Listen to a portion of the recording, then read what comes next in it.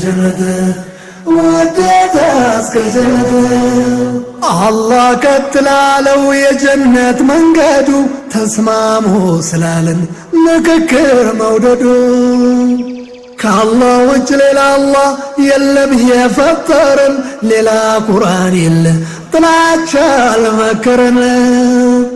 ፈጣሪ በነብዩም ሕጉም አንድ ሆኖ ሙስሊም በማን ትእዛዝ ይለያይ ተቃርኖ